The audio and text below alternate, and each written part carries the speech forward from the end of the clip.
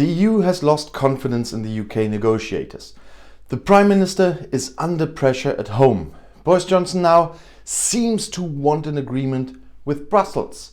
Boris Johnson is caught by reality.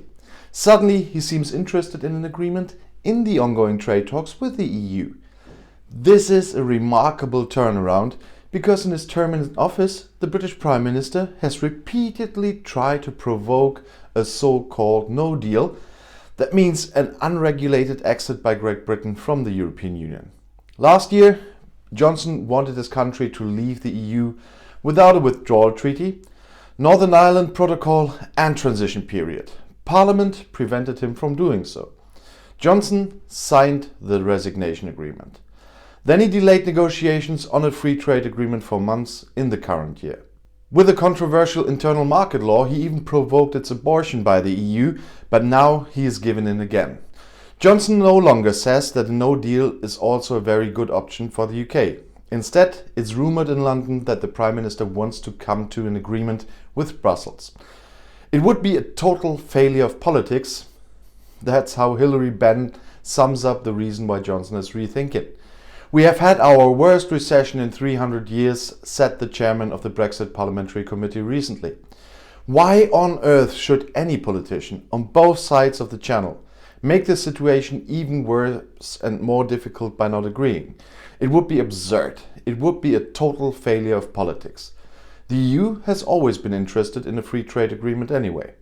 It was more Johnson who, with the Brexit hardliners behind them, would have been willing to risk a total break. But he can no longer afford that.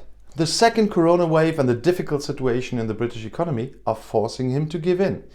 It is very obvious that the Prime Minister and his staff assessed the development of the corona pandemic very differently 2 or 3 weeks ago, reports the former EU Commission economist Mujtaba Rahman from British government circles. Now everyone has the impression that the government has miscalculated the pandemic and that the situation has gotten out of hand. Can the Prime Minister really afford to give the impression that Brexit is also getting out of hand? The answer is obviously not. The bankruptcies that the Johnson government suffered in the corona pandemic are so numerous that the whole population is now suffering. The award of often absurd grades in the exams deprived many students of their preferred, in some cases already promised, study places. Students had to pay £9,250 for their academic year just to be locked in dormitories and watch classes online. Millions of people in the north of England are again having to take relatively strict precautionary measures after infection rates in numerous cities rose up to 200 cases per 100,000 people. Those who can have to work from home again. And at the same time, however, the government has cut short-time working benefits because the state can no longer pay in such abundance. Unlike Germany, I have to say, with a record budget deficit and massive national debt. The result? A drastic rise in unemployment is imminent.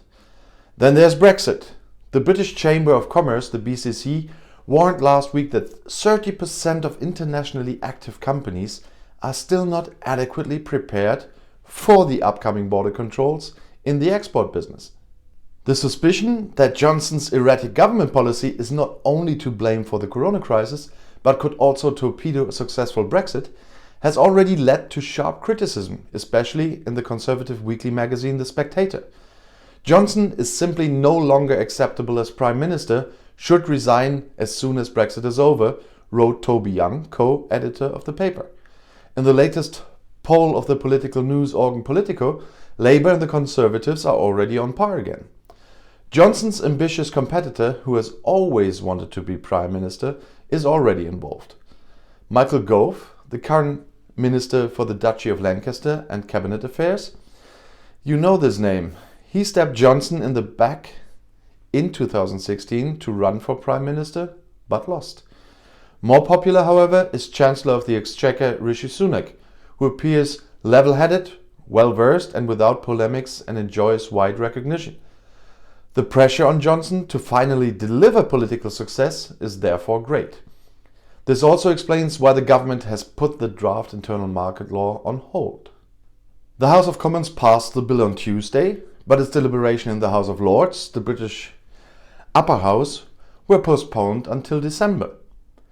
It is a relenting towards the EU because its representatives had threatened on Wednesday to break off the negotiations on a free trade agreement should the UK continue to insist on the articles of the Single Market Act, which meant a breach of the Withdrawal Treaty and Northern Ireland Protocol. The EU still reserves the right to take legal action should it come to a big row and a no deal. The controversial provisions of the Internal Market Bill are intended for this case. They would authorize the British government to simply ignore the export declarations for trade associated with the customs border in the Irish Sea. More importantly, that would allow London to circumvent the rules agreed with the EU on prohibited aid. Playful trust negotiations are now underway. The 9th round of official talks on a free trade agreement between the negotiators, Michel Barnier and David Frost, and their teams. But the dispute over the draft internal market law has led to a loss of confidence on the part of Brussels. They have shown that Johnson would be willing to break agreements retrospectively. The EU negotiators are all the more anxious to make all agreements watertight. Apart from difficult points in fisheries policies, the rules on state economic and trade aid are an important issue. The EU would like to know exactly what the British model will look like and which competition institutions should regulate the trade with the European Union is not burdened by prohibited state aid. So far, however, the British had only stated that the rules of the World Trade Organization would be adhered to. Will there be an agreement by the summit of the EU Council on October 15th and 16th that can be approved by the heads of government? At the moment, the chances don't seem great. After the tough negotiations and the trust that Johnson lost, it will not be the extensive free trade agreement that would have been possible with more constructive cooperation. But if you now want to know more about European politics, YouTube has chosen another of my videos right here for you on the end screen, right next to your chance to subscribe to my channel. I'll see you in my next video. Click and enjoy. Viel Spaß and mi quam su.